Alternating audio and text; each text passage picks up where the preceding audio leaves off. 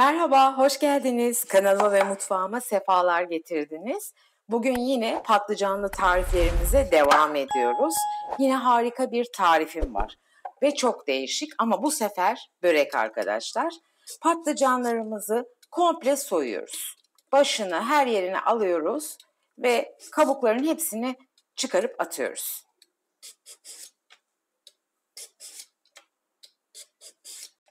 Kabuklarını güzelce soyduğumuz patlıcanları ince bir şekilde dilimliyoruz. Hiç kabuk bırakmamaya özen gösterelim. İnceliğimiz şu şekilde arkadaşlar.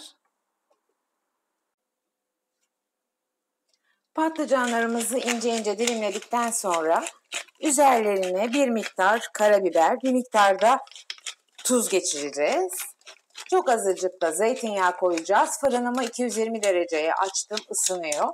Patlıcanlarımızı orada hemen yumuşatacağız. Şimdi hemen birkaç damla patlıcanlarımızın üzerine zeytinyağımızı damlatıyoruz. Bir fırça yardımıyla her yerini güzelce yayıyoruz. 200 gram kadar kaşar peynirim var. Bunu güzelce rendeliyorum. Böreğimiz için sosumuzu yapıyoruz. 2 yemek kaşığı tereyağımı erittim. Erittiğim tereyağımın üzerine de gene 2-3 yemek kaşığı kadar sıvı yağımı ilave ediyorum. Yarım bardak sütümü koyuyorum. Yarım şişe de soda ilave ediyorum. Çok değil, sadece yarım şişe. Güzelce karıştırıyorum. Sosumuz da hazır. Şimdi bir adet yufkamızı güzelce açtık. Bu hazırladığımız sosu da üzerine serpiştiriyoruz. Bir fırça yardımıyla da her tarafına bulaştıracağız bu sosu. Evet. Her tarafını sosluyoruz güzelce.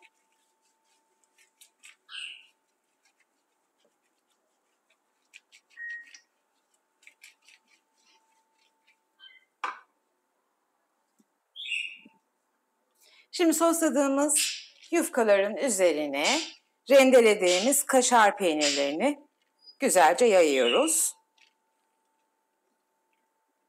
Ve üzerine bir adet daha yufkamızı alıyoruz şimdi. İkinci yufkamızı serdikten sonra tekrar aynı işlemi yapıyoruz. Yine biraz sosluyoruz. Bu sos çok lezzetli, çıtır çıtır bir börek haline getiriyor böreğimizi. Şimdi kızartmış olduğumuz patlıcanlarımızı yufkamızın üzerine yayıyoruz.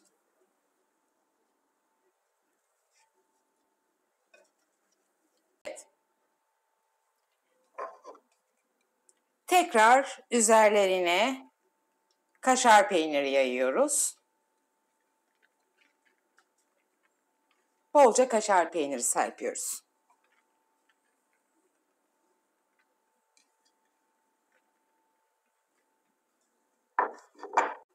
Şimdi iki katını yanlarını hemen şöyle kenardan kıvırıyoruz. Sonra diğer taraftan yavaş yavaş patlıcanlı bölümünden kıvırmaya başlıyoruz.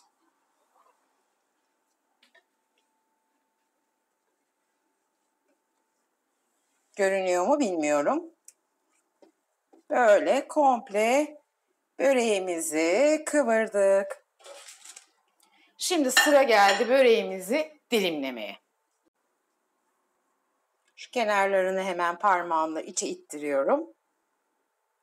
Şu genişlikte, 2 parmak genişliğinde yufkalarımızı kesiyoruz.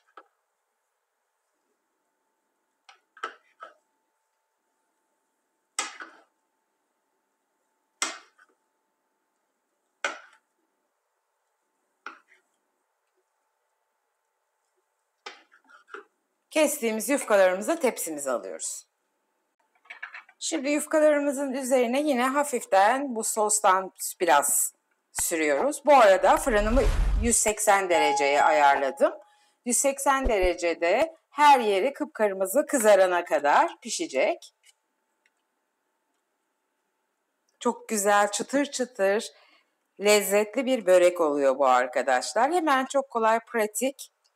Patlıcan sevenlere şiddetle öneriyorum. Şimdi ne yapıyoruz? Bir adet yumurtamın sarısı var. Bu yumurtamın sarısına da hemen bu sosumdan, kalan sosumdan 2 kaşığı koydum. Güzelce yumurtamın sarısını karıştırıyorum. İyice açıyorum yumurta sarısını. Üzerlerine bunu süreceğim tekrar.